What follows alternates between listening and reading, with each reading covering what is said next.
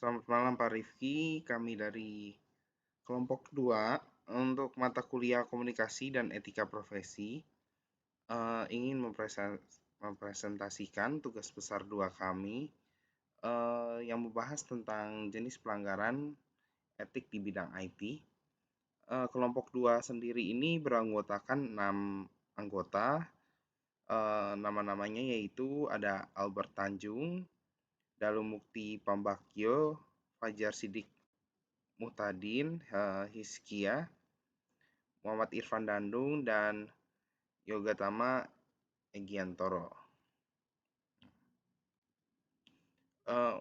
Untuk pendahuluannya sendiri, dalam perkembangan dunia informasi dan teknologi yang semakin maju ini, tentu teknologi IT digunakan dalam banyak hal dalam kehidupan masyarakat, mulai dari lingkungan terkecil di keluarga hingga kita atau lingkungan kita, hingga pemanfaatan teknologi di lingkungan perusahaan dari perusahaan skala kecil hingga besar. Saat ini teknologi informasi tidak dapat dipisahkan dari kehidupan masyarakat dan tentunya diimbangi dengan jenis tantangan dalam pengelolaannya.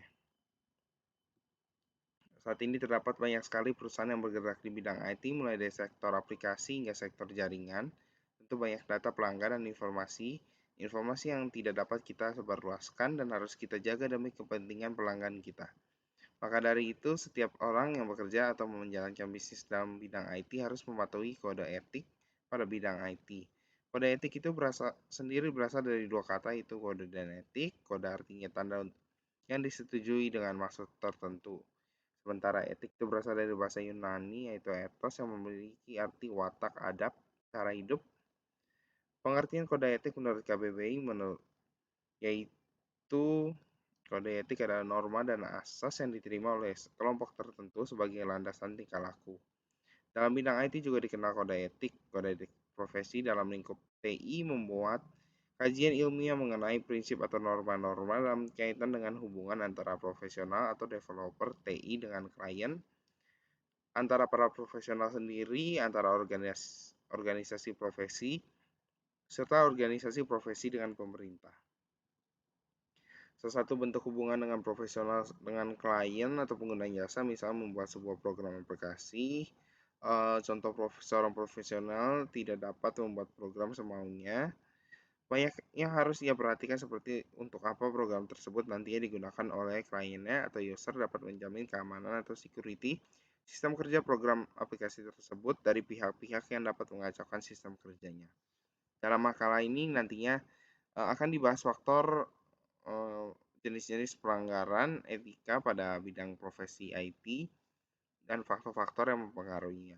Sehingga kita dapat melakukan edukasi dan langkah preventif mengenai hal apa saja yang tidak boleh dilanggar oleh seorang yang bekerja di bidang IT. Untuk pembahasannya sendiri, pertama kita akan membahas tentang jenis-jenis pelanggaran etika bidang IT, faktor-faktornya, eksternal dan internal. Di dalam eksternal sendiri ada beberapa faktornya, ada virus, email phishing, hacker. Untuk internal sendiri ada membocorkan data perusahaan, menggunakan software tidak berlisensi, hardware yang end of life atau sudah tidak layak pakai, eh, tidak melakukan penetration testing produk, kebijakan privasi, dan untuk yang ketiga akibat dan contoh kasus. Nah, untuk penjelasan selanjutnya akan dijelaskan oleh teman saya, Muhammad Irfan Dandung. Silahkan. Oke, setelah kita mendengarkan dan memahami mengenai materi apa saja yang akan disampaikan terkait pelanggaran di kode etik di bidang IT, kita masuk ke materi pertama, yaitu jenis-jenis pelanggaran bidang IT. Nah, untuk penjelasan, dalam praktiknya sendiri di dunia nyata ada banyak jenis-jenis pelanggaran etika di bidang teknologi informasi. Contohnya ada banyak terkait pelanggarannya, seperti ada copyright. Jadi kalau misalkan kita membuat sesuatu di dunia maya, itu ada kemungkinan kita melakukan pelanggaran. Contohnya seperti melakukan copy paste tanpa seizin orang orang yang memiliki hak tersebut dan masih banyak yang lainnya. Lalu ada juga mungkin pelanggaran di bidang IT di perusahaan IT itu biasanya dari sisi internal. Nah, dalam prakteknya ada beberapa faktor yang dapat memungkinkan adanya pelanggaran tersebut, mulai dari faktor eksternal ataupun internal. Nah, terkait faktor eksternal itu ya, kalau misal kita membicarakan sebuah perusahaan teknologi informasi, kalau faktor eksternal itu dari luar, seperti contohnya hacker, lalu ada orang-orang tertentu untuk mencoba mengakses informasi dari sebuah perusahaan tanpa izin dan masih banyak hal lainnya. Lalu untuk faktor internalnya sendiri itu contohnya ya seperti apa namanya? Misal kita dari karyawan dalam sebuah perusahaan bidang IT, nah kita melakukan hal-hal yang di luar perjanjian kontrak kita atau mungkin kita melakukan pelanggaran pelanggaran yang istilahnya eh, hal-hal yang dilarang di dalam perusahaan tersebut kita lakukan.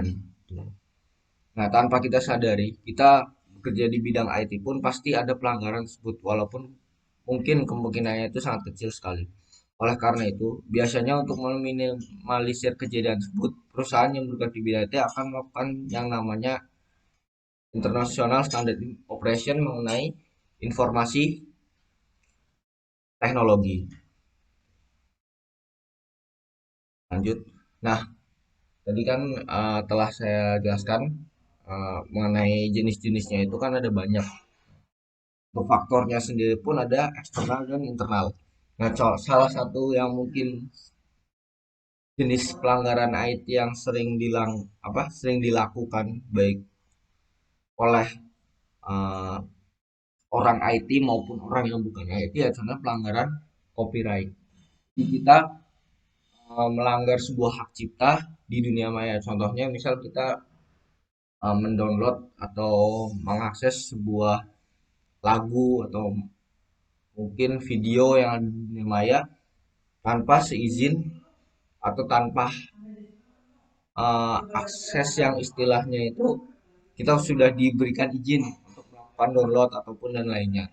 Lalu ada juga misal kita membuat sebuah produk, sebuah website atau aplikasi di mana mungkin tampilannya itu kita mengambil tanpa izin dari ownernya. Nah, itu adalah contoh pelanggaran jenis pelanggaran yang istilahnya tidak hanya dilakukan oleh orang IT saja, orang bukan IT pun bisa melakukannya. Pelanggaran hak cipta. Tadi ada internal juga. Nah, contoh kalau dari internal ya tadi bisa dilakukan oleh karyawan yang ada di dalam perusahaan tersebut. Nah, aslinya terkait pelanggaran etik di bidang IT ini ada beberapa jenis yang memang sudah terdapat undang-undangnya. Yaitu contohnya kalau terkait informasi kita mungkin melakukan copyright dan lain itu udah ada di undang-undang ITE. Dan contohnya juga kalau misal mengenai produk dunia maya gitu, itu juga diatur juga di dalam undang-undang eh, perdagangan misalnya. Nah, terkait penjelasan lain yang lebih lengkapnya nanti akan disampaikan di apa namanya materi ke 2, 3, 4 mengenai faktor-faktornya, lalu ada juga eh, jenis-jenis pelanggaran tersebut secara lengkap. Soalnya dari tadi ada faktor internal, contohnya contohnya dari karyawannya itu sendiri itu ngapain aja gitu. Dijelaskan nanti di materi 2, 3, 4.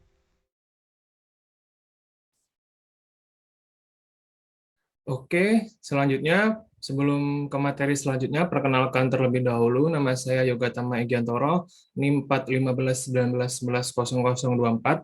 Saya anggota dari kelompok 1 mata kuliah Komunikasi dan Etika Profesi.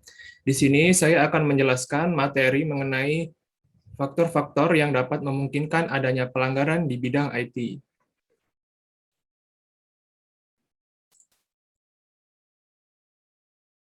Sebelum masuk lebih jauh mengenai jenis-jenis dan juga akibat serta contoh kasus pelanggaran etika bidang IT, kita harus mengetahui terlebih dahulu yang namanya faktor-faktor yang dapat memungkinkan adanya pelanggaran pada bidang IT.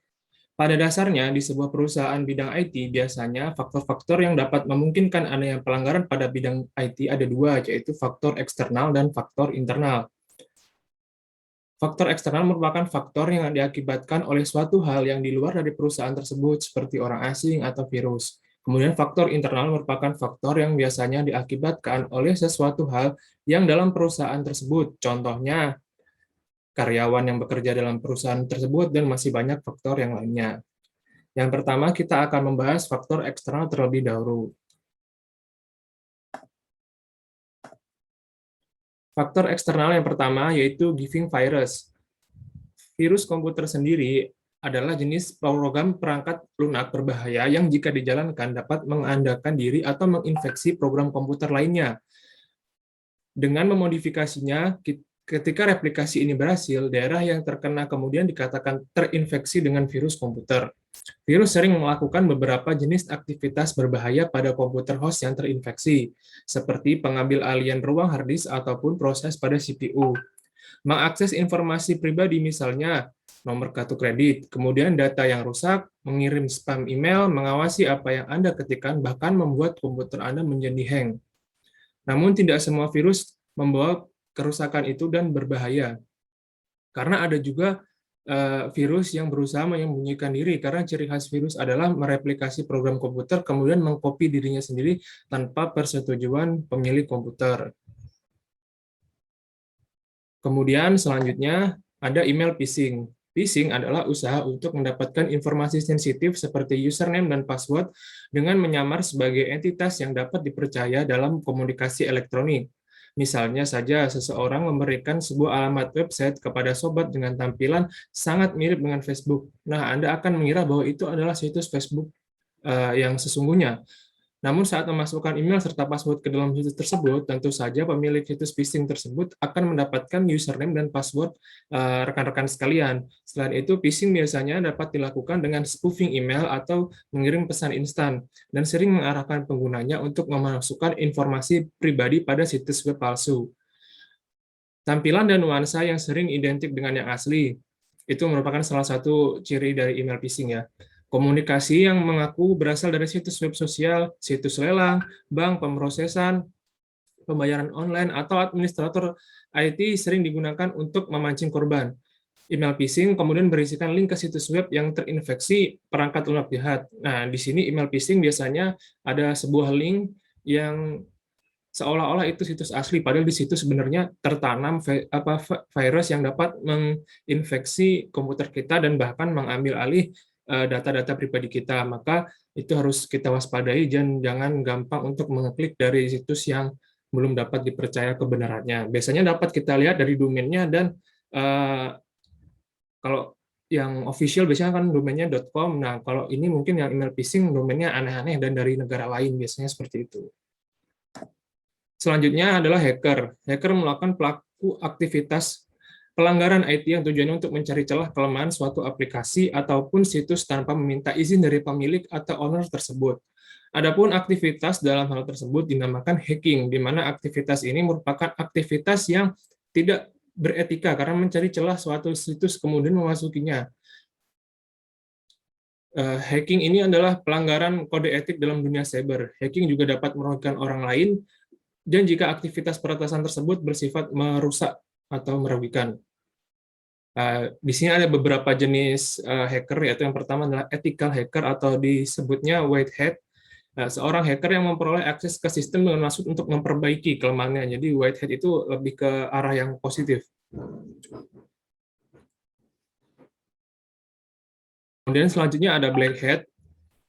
Seseorang hacker yang dapat mengakses tidak sah ke sistem komputer untuk keuntungan pribadi. Maksudnya biasanya adalah mencuri data perusahaan atau melanggar hak privasi. Kemudian ada grey hat, seorang hacker yang berada di antara hacker yang white dan black tadi. Jadi dia abu-abu, kadang bisa baik, kadang bisa jahat juga. Kemudian ada script kiddies, orang non terampil yang dapat mengakses ke sistem komputer menggunakan alat yang sudah dibuat. Jadi script kiddies ini biasanya menggunakan tools. Selanjutnya, kemudian ada hacktivist, seorang hacker yang menggunakan hacking untuk mengirim pesan sosial, kemudian campaign-campaign sebagainya dalam hal politik dan sosial. Kemudian ada Preaker, seorang hacker yang mengidentifikasi dan mengeksploitasi kelemahan pada sambungan telepon daripada komputer gitu. Jadi kalau Preaker itu lebih ke jaringan telepon, menginterrupt atau menyadap jaringan telepon tersebut. Selanjutnya ada faktor internal, yaitu yang di sini biasanya dilakukan oleh elemen dari dalam suatu perusahaan tersebut. Yang pertama yaitu hal yang dapat masuk kategori faktor internal, yaitu membocorkan data perusahaan. Dari yang kita ketahui bahwa setiap perusahaan apapun itu, terutama perusahaan di bidang IT, namanya unsur rahasia itu meliputi data atau informasi yang berhubungan dengan hak akses dan lainnya. Unsur rahasia tersebut tidak boleh diketahui oleh orang-orang di luar perusahaan, apalagi orang lain. Maksudnya dalam satu perusahaan pun jika itu bukan wewenangnya atau si orang tersebut tidak memiliki privilege untuk dapat menggunakan hak akses itu, maka juga tidak dapat kita berikan. Unsur rahasia tersebut tidak boleh diketahui oleh orang luar perusahaan maupun oleh orang dalam perusahaan yang tidak memiliki hak akses. Oleh karena itu, karyawan perusahaan tersebut sebagai aktor internal dari perusahaan dilarang melakukan pembocoran data rahasia. Dan jika pembocoran itu terjadi, maka karyawan akan melanggar kode etik perusahaan dan dapat dikenakan hukum yang berlaku di negara kita, yaitu pada pasal 23 Undang-Undang Nomor 5 Tahun 99 mengenai rahasia perusahaan dan informasi tentang kegiatan usaha pelaku usaha yang diklasifikasikan sebagai rahasia perusahaan. Sedangkan menurut pasal 1 angka 1 Undang-Undang Nomor 30 Tahun 2003 tentang rahasia dagang adalah informasi yang tidak diketahui oleh umum di bidang teknologi dan atau bisnis yang mempunyai nilai ekonomi karena berguna untuk kegiatan usaha dan dijaga kerahasiaannya oleh pemilik rahasia dagang. Makanya sebagai kita yang bekerja di bidang IT biasanya memegang data-data rahasia perusahaan, bahkan data pegawai seluruh sekantor, maka kita harus menjadi pegawai yang berintegritas dan tidak membocorkan data tersebut ke orang yang tidak berwenang. Selanjutnya, menggunakan software tidak berlisensi. Pada perusahaan yang bergerak di bidang IT, penggunaan software tanpa izin atau ilegal dapat menunjukkan pengambilan keputusan yang buruk serta pengambilan risiko yang dinilai tidak penting di perusahaan itu. Selain karena hal itu mengadopsi peraturan zero tolerance dan tidak menghargai perusahaan lain yang membuat software tersebut, maka software tidak berlisensi itu juga sangat membahayakan. Karena apa? Karena kita mendapatkannya dari situs ilegal, dan untuk membuat software tersebut bisa kita full access, biasanya kita menggunakan crack. Nah, di dalam crack itu kita sebenarnya tidak tahu apakah crack itu aman atau biasanya mengandung virus yang sengaja ditanamkan oleh si pembuat crack itu, biar itu seolah-olah crack, padahal itu sebenarnya adalah virus yang dapat menginfeksi perangkat kita dan bahkan ke jaringan kantor lebih luasnya.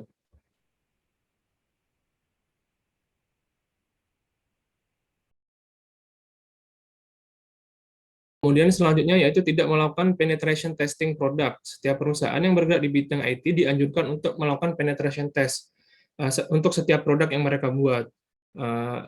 Penggunaan penetration test ini adalah sebelum produk itu launching ke pasaran, maka harus dipastikan dulu bahwa produk tersebut benar-benar layak dan tahan dengan segala macam bentuk serangan, segala bentuk aktivitas yang kiranya memberatkan atau memberatkan produk kita, maka kita sebaiknya harus melakukan penetration testing produk.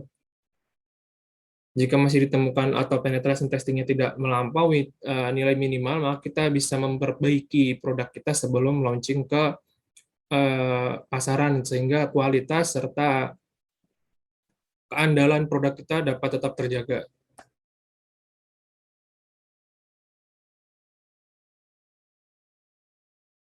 Kemudian yang terakhir ini, kebijakan privasi. Setiap produk yang bergerak di bidang IT wajib memiliki yang namanya kebijakan privasi pada produk yang mereka telah buat. Karena kebijakan privasi adalah hal yang dapat memastikan kepada mitra yang bekerja sama bahwa perusahaan tersebut menjaga data user yang memakai produk tersebut. Dan data tersebut harus kita pastikan aman dari usaha-usaha serangan dari faktor eksternal yang telah saya sebutkan tadi. Seperti saat ini banyak terjadi kebocoran data pada perusahaan-perusahaan yang disebabkan oleh kurang amannya satu infrastruktur pada perusahaan tersebut. Sehingga agar lebih fair-nya, kita harus menggunakan kebijakan privasi agar si user juga bersedia untuk memberikan datanya kepada kita, dan kita juga memiliki tanggung jawab untuk menjaga data klien kita tersebut. Oke, sepertinya itu tadi, yaitu materi mengenai faktor-faktor jenis pelanggaran etika pada bidang IT. Selanjutnya akan dijelaskan oleh teman saya untuk materi 3-nya. Terima kasih.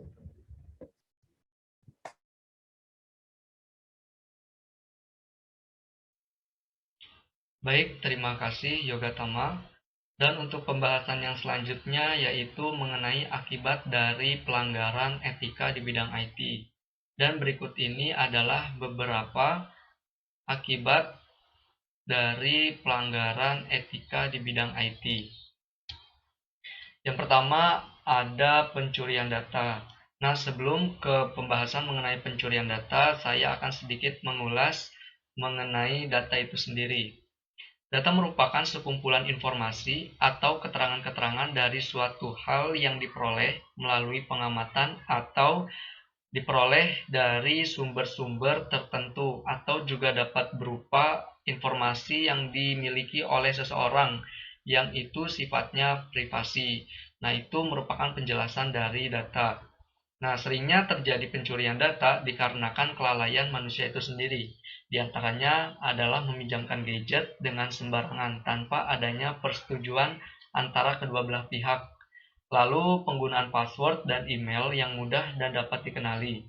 Bahkan kebanyakan privacy berupa data pribadi disimpan dalam notebook ataupun gadget kita masing-masing. Oleh karena itu, perlu berhati-hati apabila disalahgunakan oleh oknum-oknum tertentu yang menyebabkan kerugian yang sangat besar bagi seseorang yang mengalami pencurian data tersebut. Nah, untuk akibat yang selanjutnya yaitu gadget tersadap. Gadget adalah prioritas utama bagi manusia untuk berkomunikasi dan melakukan hal-hal penting lainnya. Namun perlu diketahui, ternyata gadget yang kita miliki saat ini bisa saja terjadi penyadapan. Itu karena email dan password akun Google kita telah diketahui oleh seseorang. Dan gadget juga dapat disadap melalui jaringan yang kita gunakan, misalnya jaringan WiFi ataupun nirkabel. Nah, untuk mengatasi hal tersebut, maka dari itu kita perlu berhati-hati dalam menjaga akun Google kita dan juga tidak sembarangan dalam menyambungkan jaringan dari smartphone kita ke jaringan yang lain. Untuk yang terakhir, yaitu kerugian dari sisi finansial atau kerugian uang. Pelanggaran etika IT yang dapat membuat kerugian uang yaitu pembocoran data, hack perangkat IT seperti router atau server, carding, phishing, virus, malware, dan lain-lain. Tindakan tersebut dapat menyebabkan kerugian uang karena dapat membuat data yang penting hilang atau merusak perangkat. Dan itu merupakan beberapa akibat dari pelanggaran etika di bidang IT.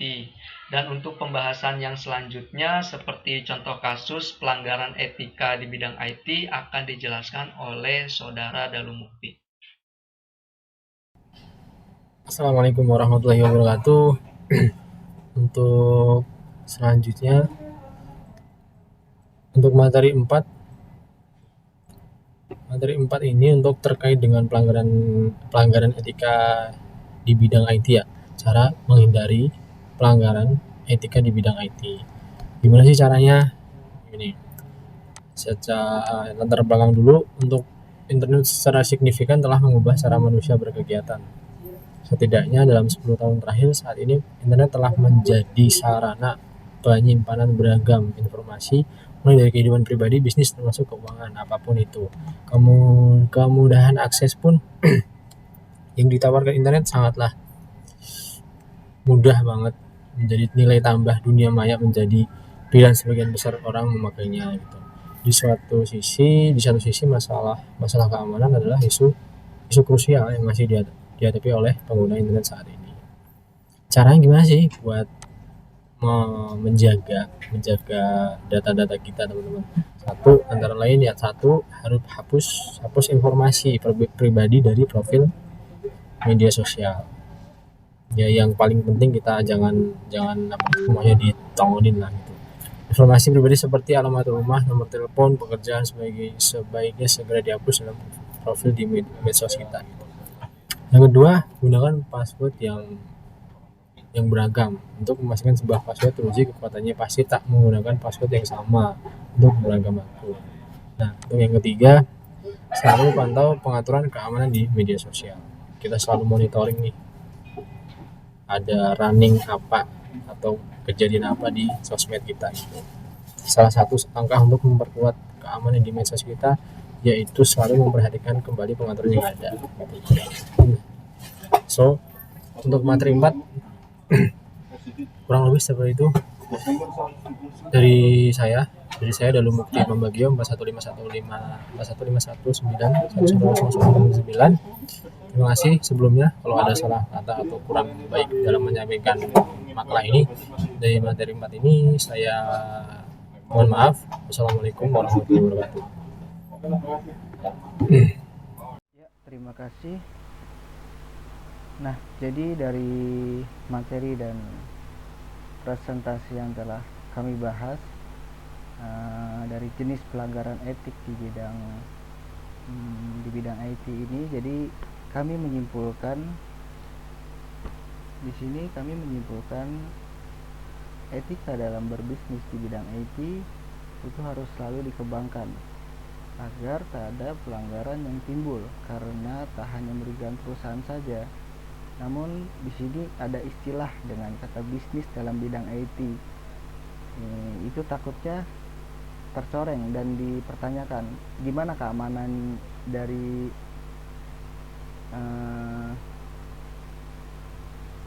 berbisnis di bidang IT ini, keamanan dari etika untuk berbidang IT ini.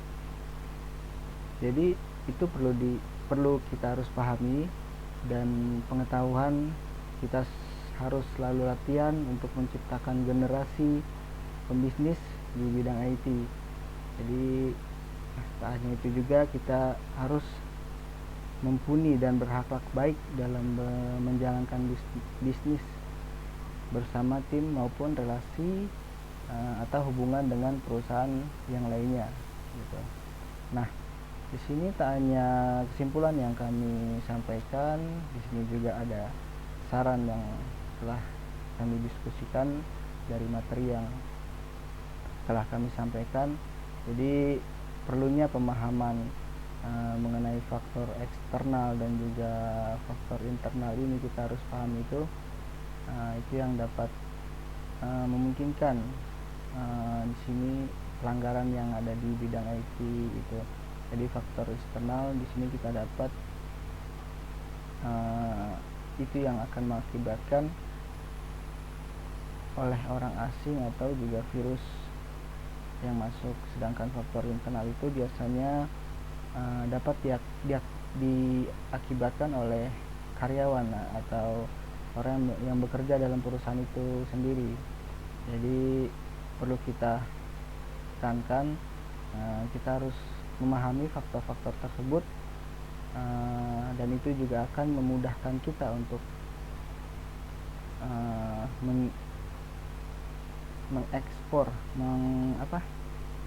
mengenali kasus atau jenis-jenis pelanggaran di bidang IT ini.